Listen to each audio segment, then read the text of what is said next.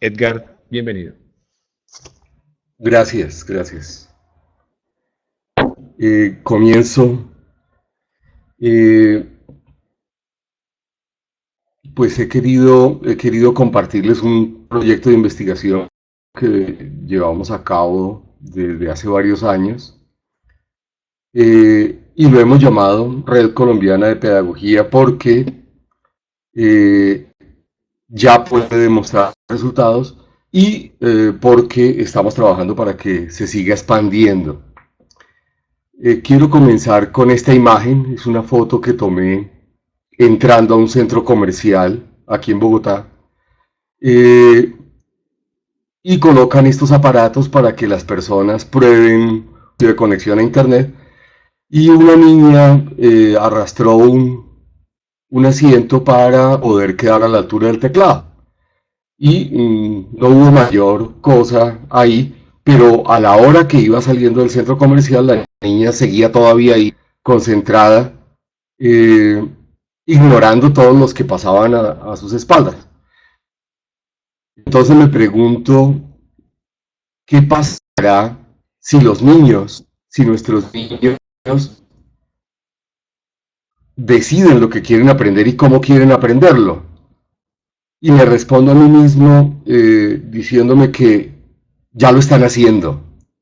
Que los profesores y la escuela no se hayan dado cuenta es otra cosa, pero nuestros niños están aprendiendo lo que quieren aprender y de la forma como quieren aprenderlo. Los educadores cada vez más estamos abocados a que estudiantes nos digan, oiga, profe, enséñeme algo que no encuentre en internet. Algo que sea lo suficientemente atractivo, provocativo, que no me haga estar en internet. Lo que les voy a contar está en una página, esta es mi página, esta es la dirección acortada, y aquí encuentran ustedes las diapositivas de la presentación, aquí se pueden descargar, esta misma que les estoy compartiendo. Y está basado en lo que les voy a comentar en un libro que se llama Red Colombiana de Pedagogía, y el libro se puede descargar de esta dirección, aquí lo pueden ver en un disco duro virtual. Este es como el punto de partida, ¿no? Hablando de las TIC, estamos de acuerdo en que hay un uso creciente, que de la misma manera que hay mucha basura en Internet y hay muchos riesgos, también tiene posibilidades educativas. Y los educadores nos preguntamos por cuál debería ser su uso ético y pedagógico. Hoy acudimos a innovaciones educativas que cada vez son más comunes, como el Flipped Classroom o aula invertida, la gamificación en el aula, los MOOC, son toda una revolución, los cursos masivos abiertos gratuitos que ofrecen las más importantes universidades del mundo, el Blended Learning o educación combinada, la educación ubicua, el EduPunk. Esas son palabras de estrategias pedagógicas que postulan como innovadoras. Y unas tienen más importancia que otras. Hoy en día se está hablando mucho de Flipped Classroom. No podemos ser ajenos a ellas y utilizar, debemos preguntarnos los educadores qué posibilidades educativas tienen estas alternativas. Este gráfico me sirve para decir que estamos cambiando de paradigma. Ya no nos entendemos como sujetos aislados, sino que me puedo afirmar porque somos. De la misma manera que una neurona, la representación de una neurona se parece mucho a la representación del universo y que no se puede entender aislada. El mismo paradigma permite explicar Internet y que los seres humanos hoy en día somos en red. Somos las redes de las que formamos parte. Somos en la medida en que estamos en relación con otros, por la cantidad y por la calidad de esas relaciones. Somos una red. Partiendo de esa idea, hay otras intuiciones que me parece que son claves y que orientan esta propuesta. Las TIC nos hacen nómadas del conocimiento, nomads, como lo propone Cobo y Moravec. El concepto de inteligencia colectiva es de Pierre Levy. Hay todo un aprendizaje invisible fuera del aula mediado por el uso de las tecnologías conectadas en red. Y fuera de eso, la computación en la nube, lo que se está llamando la web 3.0, ha abierto todo un potencial que podría ser educativo. Eso depende del uso que hagamos los educadores. Entonces hay que preguntarnos cómo pasar del uso pasivo al uso creativo de las TIC. No basta sentarse frente a un equipo y hacer lo que el equipo permite hacer, sino cómo hacer que el equipo haga lo que necesitamos que haga. Cómo pasar de las meras TIC al aprendizaje significativo, a las TAC, a las tecnologías del aprendizaje y la comprensión. Se podría estar repitiendo la educación bancaria transmisionista, pero ahora por medio de computadores. ¿Cómo hacer para que las tecnologías de la informática y las comunicaciones permitan aprendizajes más valiosos, aprendizajes significativos? ¿Y cómo construir de conocimiento? Estamos abocados a ello. Por esa razón, este proyecto se define, la Red Colombiana de Pedagogía, como un proyecto a su vez de investigación, de docencia y de extensión. Estas tres categorías son aspectos con los que se evalúa la calidad de la educación superior. Y este proyecto busca optimizarlas usando las TIC, cómo optimizar la investigación, la docencia y la extensión, y cómo articularlas, cómo hacer que la investigación enriquezca la docencia y la extensión, y entre ellas se enriquezcan mutuamente, porque lo que vemos cotidianamente en la universidad, en la educación en general, es que estos tres aspectos van separados, cada uno por su lado. ¿Y cómo llegar a ello? Por medio de una red de iniciativas educativas que construyan paz con justicia social. Ese es el aporte que puede y debe hacerle la educación a un país como Colombia, que está soñando con la posibilidad de la paz con tantos años, después de tantos años de guerra, y eso lo llevamos a cabo con universidades públicas de Bogotá. La pregunta, el problema que orienta la investigación es cómo articular estas posibilidades en una red de aprendizaje usando hardware y software libre, gratuito y abierto. Como son universidades públicas que carecen de recursos o tienen recursos muy limitados, cómo acudir a herramientas libres, gratuitas y abiertas para poder crear esta red que se está proponiendo. Hay un punto de partida y es que estamos llenos de aparaticos, de dispositivos móviles. Se dice que en Colombia hay más teléfonos celulares que colombianos. Entonces un educador se pregunta, ¿estos aparatos podrían o deberían tener un uso educativo en lugar de ser enemigos de la academia? El profesor tradicional ve como un enemigo que un estudiante lleve un aparatico de estos. Entonces en este proyecto nos preguntamos cómo estos aparatos permiten construir la red de la que estamos hablando. Hay que hacer una distinción fundamental antes de continuar. Richard Stallman es el padre del software libre y lo definió como aquel en que los usuarios tienen la libertad para ejecutar, copiar, distribuir, estudiar, modificar, mejorar el software. Nosotros estamos acostumbrados a usar el software que tiene preinstalado un equipo, pero este señor postula que existe un software libre que los usuarios podemos enriquecer y compartir. Contraria a esta idea está el software privativo, el software licenciado, que opera por licencias y por actualizaciones que se compran para poder usarlo o actualizarlo. Es el más común, el software tipo Microsoft, tipo Apple. Si no se quiere piratearlo, como decimos entre nosotros, se quiere usar legalmente, pues hay que comprar licencias y comprar las actualizaciones que se derivan de ellas para poder usarlo. El software libre no. En educación eso tiene unas implicaciones delicadísimas. El software privativo permite usar las posibilidades que sus dueños han desarrollado, mientras que el software libre es abierto a las creaciones y modificaciones que hagan los usuarios. Aquí en la mitad debería ir una idea que está en la versión final de la presentación. Lo anterior hace que unos usuarios sean pasivos, quienes usan el software privativo, porque no pueden modificarlo, mientras que los otros usuarios, los que usan software libre, sean usuarios creativos, porque tienen en sus manos la posibilidad de modificarlo, de enriquecerlo, de adaptarlo, si sabe hacerlo. Puede aprender cómo hacerlo. Y la consecuencia más grave: si el uso del software depende de la mediación del dinero, el acceso al conocimiento se vuelve una mercancía.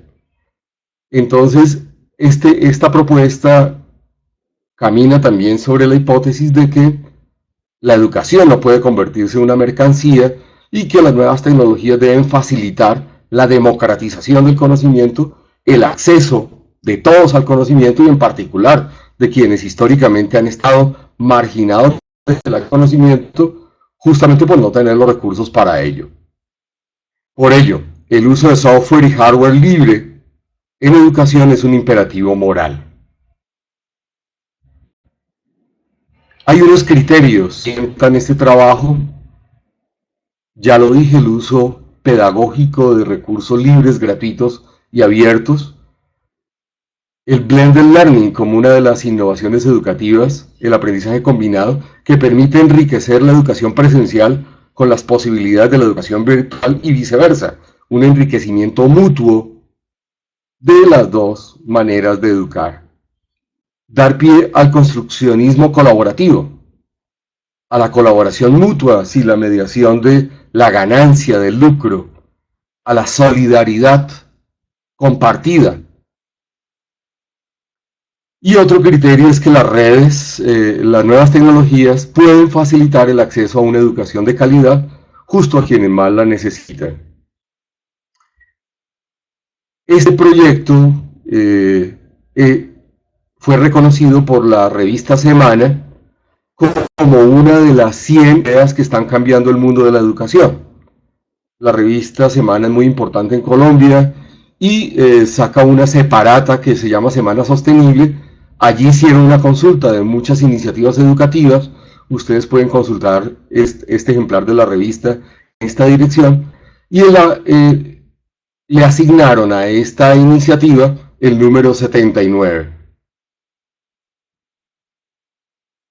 En concreto, ¿en qué consiste la red? En una página pública, gratuita, en la que los estudiantes van registrando las investigaciones que a lo largo de un semestre van realizando. Es una tabla muy elemental, ahí ustedes tienen la dirección, la pueden ver. Aquí está, en esta columna de la tablita está el nombre del estudiante, el nombre de su proyecto de investigación y la dirección en la que se puede consultar el trabajo del estudiante. Cuando ustedes la vean, se darán cuenta que en este momento tiene más de 500 proyectos de investigación, 400 que fueron ya realizados, que están acabados, 100, un promedio de 100 que están en construcción, que se están realizando en este momento. Más práctico todavía, el profesor le crea a cada estudiante un blog con este esquemita, ahorita se los voy a contar en qué consiste, y a lo largo del semestre, de las 16 semanas del semestre en sí, en 3 momentos, el estudiante va realizando un proyecto de investigación que él mismo ha elegido libremente, pero en el marco de la asignatura que está estudiando, de la carrera que está estudiando. Esto se dio primero con estudiantes de filosofía de la pedagógica y actualmente se está llevando a cabo con estudiantes de humanidades de la Universidad Distrital. Entonces, una vez escogido el tema por parte del estudiante, el profesor le abre el blog y el estudiante encuentra este esquema en el blog. Tiene 5 semanas para realizar el diagnóstico del tema, llenando esta tablita, haciendo un balance crítico de las experiencias que hay sobre el tema. Otras 5 semanas para realizar la fundamentación teórica, para identificar quiénes son los autores que más están iluminando el tema, y las últimas 5 semanas para desarrollar una propuesta didáctica de innovación, de mejoramiento de la didáctica de la filosofía o de las humanidades. Porque en la semana 16, la última semana del semestre, deben sustentar el trabajo completo. Al final, el estudiante debe sacarle a su trabajo la licencia de reconocimiento no comercial de Creative Commons, eso es gratuito, para preservar sus derechos de autor. Muchos de estos trabajos, como ustedes lo podrán ver en la red, se han convertido en trabajos de grado, en monografías o en otra modalidad, y los estudiantes comienzan a realizarlo desde su carrera. Hay una serie de recursos con los que contamos para apoyar el trabajo de investigación de cada estudiante. Les voy a enumerar algunos, por ejemplo, una biblioteca virtual de filosofía y humanidades que está en esta dirección acortada. Son una serie de libros digitalizados que hemos reunido con los estudiantes y que en este momento superan los 120.000 ejemplares. Una biblioteca construida por todos y al servicio de todos. Esta es una página que la hemos llamado Recursos para el uso pedagógico de las TIC, deben ir más de 400, reseña más de 400 páginas que a su vez reseñan muchos recursos, unas veces libres, otras veces gratuitos, otras veces abiertos, otras veces los tres, pero que son de utilidad para desarrollar sus propuestas didácticas. Como pueden ver en mi página, utilizamos mucho las redes sociales, por ejemplo Google+, Twitter, LinkedIn, YouTube.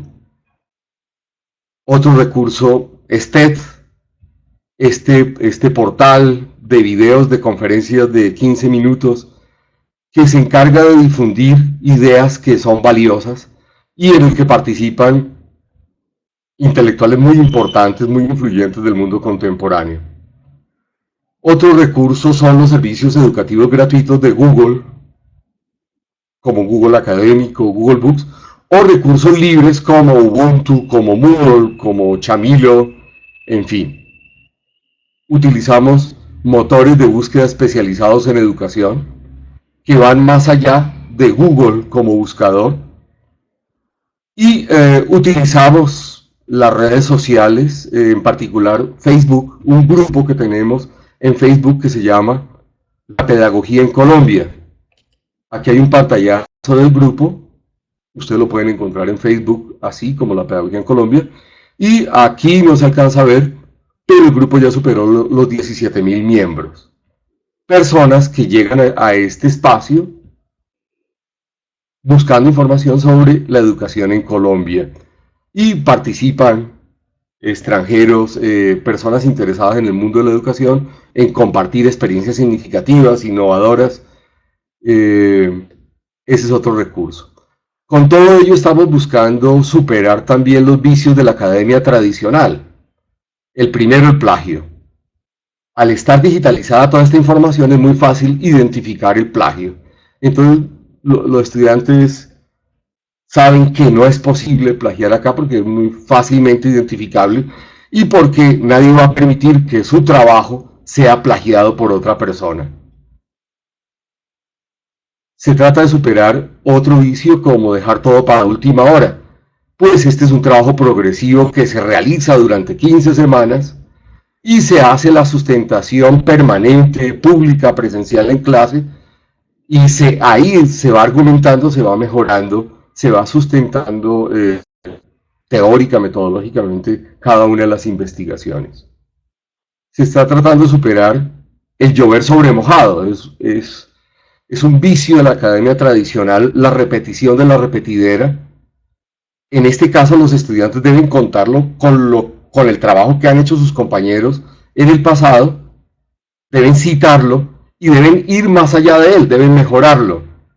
Pues los estudiantes actuales tienen mejores herramientas que las que tuvieron sus compañeros en el pasado y deben ofrecer alternativas más innovadoras, más creativas. Se está tratando de superar la mediación del dinero o de la institucionalidad para poder estudiar. Esta estrategia está permitiendo a muchos estudiantes que no tienen el dinero para poder hacerlo o no están matriculados en la educación formal para que sigan estudiando. Se facilita la combinación y el enriquecimiento mutuo del trabajo virtual y presencial. Entonces se está evitando esa connotación negativa, esa satanización que hace la escuela tradicional de la educación virtual. Más bien se buscan enriquecer mutuamente, como propone el Blended Learning. Se trata de superar el trabajo aislado. Las investigaciones son cada vez más en red y estos medios nos permiten participar de la red de conocimiento que están liderando la producción de conocimiento en cada una de las áreas que estamos estudiando. Favorece esta estrategia la reescritura. Al ser un documento virtual que puede ser modificable, los estudiantes están reescribiéndolo permanentemente, mejorándolo. Usamos como criterio esto de que a escribir se aprende reescribiéndose. Lo que he dicho creo que permite configurar 3 paradigmas de la formación docente que se están dando en este momento. El tradicional es el paradigma del alfarero. Se cree que formar un docente es como darle forma a un trozo de arcilla, ¿no? Y el educador es el alfarero. Este sería el esquema, el paradigma tradicional.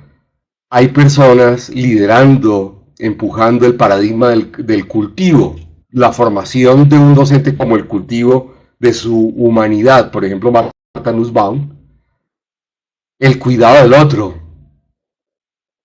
Eso es muy importante, pero creo que el paradigma de la red de redes va más allá, porque afirma que uno se construye construyendo. El cuidado del otro es como mediación del cuidado de sí. Yo me hago en la medida en que ayudo a ser, me hago educador educando.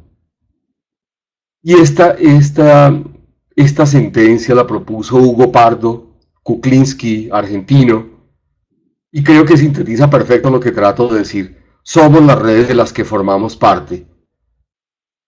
Esto constituye un paradigma diferente de plantear la educación de educadores en red de conocimiento. A manera de conclusión, me quedan 2 minutos, creo que nuestro deber consiste entonces en plantearnos las implicaciones antropológicas, epistemológicas, éticas y las posibilidades pedagógicas de las TIC. Un educador debe plantearse el uso de estas herramientas, qué implicaciones tienen en el conocimiento, en la moral, en la ética, qué posibilidades pedagógicas tendrían. Estamos retados a ampliar nuestras redes de conocimiento, ampliar la diversidad, la cantidad y la calidad de propuestas innovadoras. Eso es lo que nos constituye en red. Y propuestas que dan respuesta a nuestra problemática. Propuestas que dan respuesta a la problemática de nuestro país desde la educación, desde el hecho de que somos educadores. A eso me refiero con iniciativas que construyen paz con justicia social en Colombia. En este momento, como les contaba, tenemos estudiantes que siguen estudiando, así no estén matriculados en la institución, así no tengan el dinero para poder matricularse. Los dejo finalmente con esta imagen. Estos aparaticos, aquí dice que estas son unas niñas en la franja de Gaza, en Ramallah, que están usando estos aparaticos, los OLPC, los One Laptop Per Child, unos computadores portátiles pensados para niños de escasos recursos económicos, basados en software libre, en Linux, y que los niños pueden llevarse para la casa. El director, esa iniciativa nació en el MIT con Nicolás Negroponte, y hoy en día esa iniciativa la dirige este colombiano, Rodrigo Arboleda. Aquí está con la versión actual del OLPC, un aparatico que tendría autonomía ética para poder ser usado en sitios donde no llega la energía eléctrica, y estas orejitas permiten la conexión a internet si las secretarías de educación, los responsables políticos de la educación, han garantizado que haya unas redes para que sea posible ello. Lo paradójico de esta imagen es que este señor denuncia que en Colombia no es posible usar estos aparatos, porque el Ministerio de Educación hizo un convenio de exclusividad con la Microsoft y con Intel. En educación en Colombia no se pueden utilizar dispositivos, no se pueden utilizar en educación dispositivos que no tengan un sistema operativo como Windows. Eso es un problema moral gravísimo que excluye a muchas personas de la posibilidad de educarse, de acceder al conocimiento. Este trabajo lo hago como un homenaje a Aaron Schwartz, este muchacho, que murió tratando de liberar el conocimiento académico del mundo. Hace poco apareció un documental sobre su vida llamado El Hijo de Internet y en esta dirección los invito a verlo. Sintetiza perfecta la propuesta que acabo de hacer. Muchas gracias.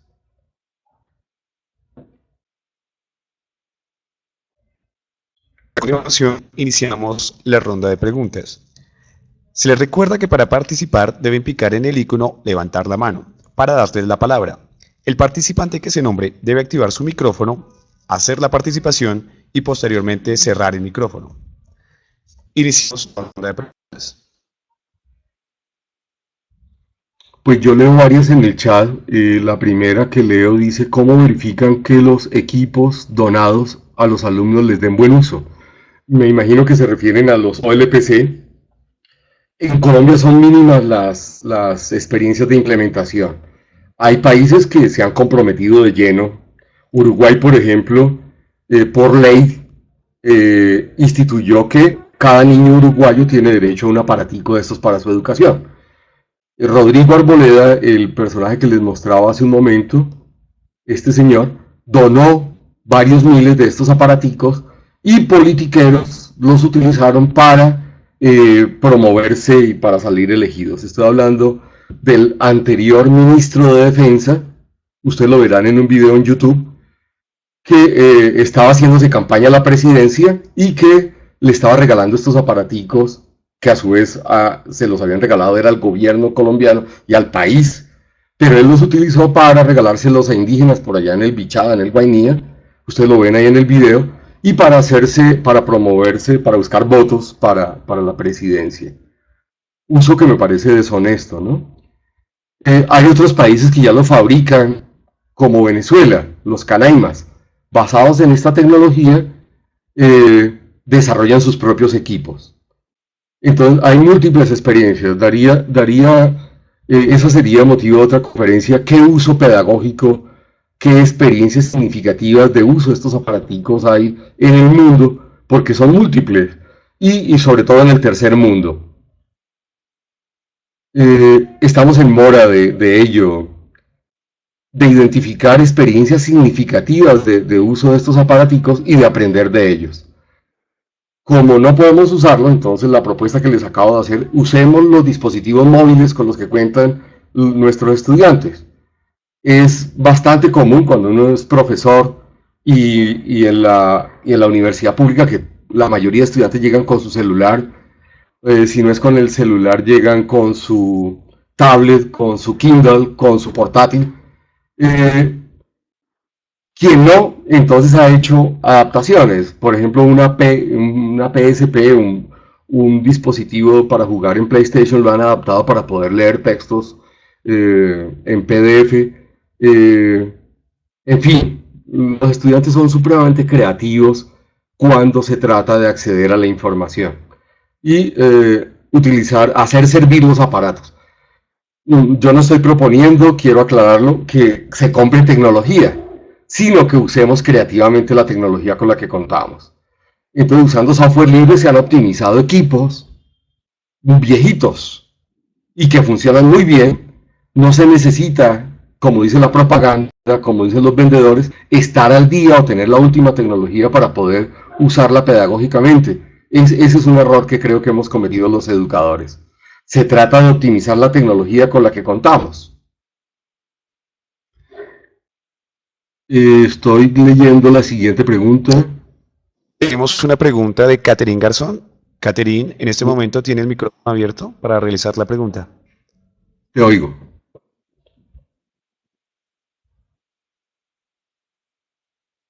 Catherine. Catherine tiene el micrófono abierto para realizar la pregunta.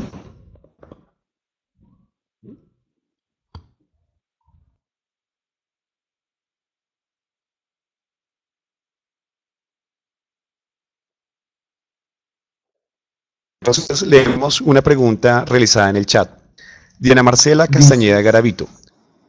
¿Considera usted que el impacto que tiene las TIC en educación es favorable para el proceso enseñanza-aprendizaje? ¿Por qué? No creo que se puedan hacer afirmaciones absolutas.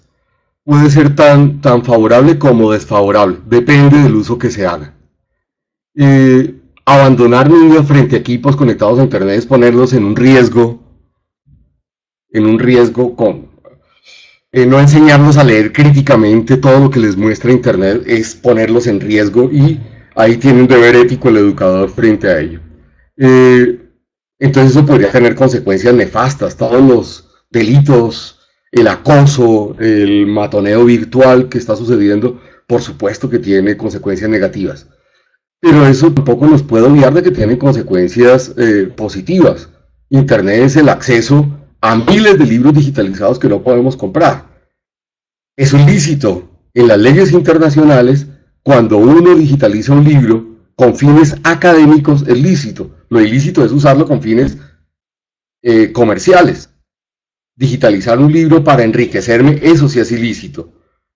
Pero preservar las normas internacionales, ahí está en el libro sustentado y citadas las normas. Cuando un educador, yo creo que el educador tiene el deber de facilitar el acceso al conocimiento del estudiante, y la digitalización de textos, la digitalización de audios, de imágenes, de videos, ha facilitado ello. Entonces, por sí mismas no son ni buenas ni malas las TIC, son solo herramientas, y depende de la creatividad y de los criterios éticos del educador. En esa medida servirán. Por sí mismas no son ni buenas ni malas. Entonces, para el educador tradicional, pues lo ve como un riesgo, ¿no? Algún profesor se quejaba de que esas TIC nos van a dejar sin trabajo. Sí, eso es posible, va a dejar sin trabajo a los que no estén dispuestos a aprender. Pero cada vez van a ser necesarios educadores que estén abiertos a aprender, incluso aprender de sus estudiantes, porque ellos son a veces más ágiles en el uso de estas nuevas tecnologías que nosotros, que ya somos migrantes, mientras que los nativos nacieron en este ambiente. Nosotros estamos tratando de aprender y de usarlas pedagógicamente, estas herramientas. Ellos nacieron en este ambiente. No sé si leas otra pregunta o yo leo una de las que estoy viendo acá. Vamos a hacer una pregunta del chat y luego, si quiere, Edgar escoge una pregunta para responder. Duan Vargas pregunta: ¿qué riesgos podría tener que todos tengamos acceso a toda la información? Corremos el riesgo de aprender.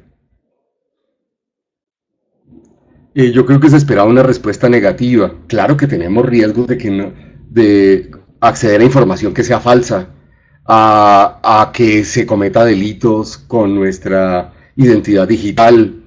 Claro que se cometen muchos delitos, hay muchos riesgos. Para los ingenuos hay muchos riesgos, pero usado pedagógicamente hay muchas posibilidades. Eso depende de quien lo use. Por sí mismo,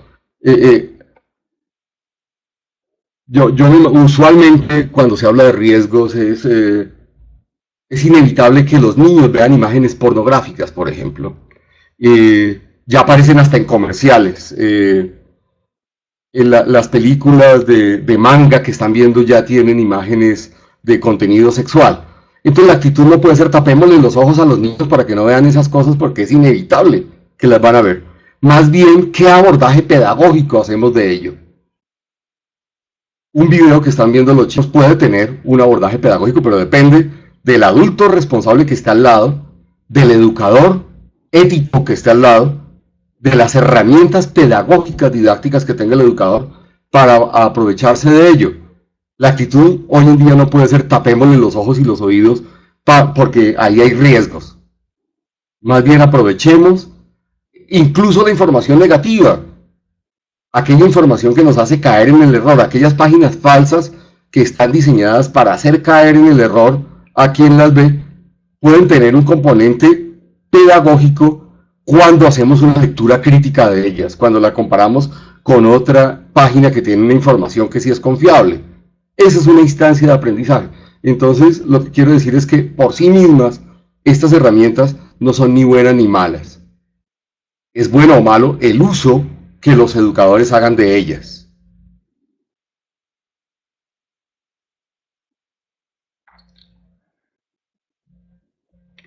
Para Y finalizar, invito a Edgar a que se seleccione alguna de las preguntas que han realizado nuestros participantes en el chat.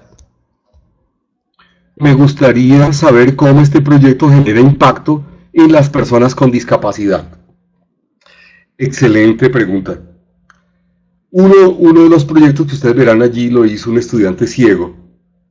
Y para protestar al gobierno de por qué no su universidad pública, por qué el Ministerio de Educación, por qué el gobierno nacional no le garantiza los medios para que un invidente pueda estudiar. Fruto de esa investigación, eso lo hizo con otros estudiantes invidentes del INSI, estudiantes invidentes que estudiaban Derecho, y presionaron que el Ministerio de las TIC creara Convertic, un software que le lea a los ciegos los textos que aparecen en su monitor. Ustedes pueden acceder a él en la página del Ministerio de las TIC y encontrarán como tema puntual muchas investigaciones que se dedican a la atención de estudiantes con limitaciones auditivas, visuales, físicas, y de qué manera las TIC podrían ayudar a facilitar otro tipo de aprendizaje. Uno se podría quedar mirando cuánto limita. Es más fácil siempre hacer eso, ¿no? Pero hoy en día existen películas para ciegos, por ejemplo. Hoy en día existen páginas, la página de Leer Escuchando, que le lee los clásicos de la literatura a personas que no pueden leer. Depende de la creatividad del maestro. Depende de la creatividad del que sí puede ver, facilitar la herramienta para que quien no puede hacerlo pueda acceder al conocimiento. Yo prefiero insistir en las posibilidades, porque estamos cansados de oír limitaciones. No es desconocerlas, claro que hay riesgos, claro que hay inconvenientes, claro que hay limitaciones. No todos tienen derecho a una conexión a Internet, pero quienes sí la tengan, tienen prácticamente el deber moral de aprovecharla, de utilizarla, de crear innovaciones educativas a favor de quienes no pueden usarlas. Uno podría quedarse lamentando porque no todo el mundo tiene un computador portátil. Eso es un hecho. Pero otro hecho es que nunca en la historia Bogotá había tenido tantos sitios gratuitos, libres de acceso a Internet, como lo que se logró en la alcaldía pasada. Y yo no soy progresista. Pero eso está ahí. Y eso lo usa quien sea curioso, quien tenga disciplina. Los MOOC están ahí. Hice un MOOC hace 2 años con la UNAM de México. Comenzamos 17.000 educadores latinoamericanos y solamente terminamos 1.000. Y aprobando muy poquitos. El problema es de curiosidad, el problema es de disciplina. Cuando hubo que comenzar a leer, a escribir, a diseñar blogs, donde se ponía en común el trabajo que estábamos haciendo, la gente comenzó a desistir. Entonces el problema no es de la herramienta, lo más fácil es echarle la culpa a la herramienta. Yo abogaría por aprovechar creativamente la herramienta.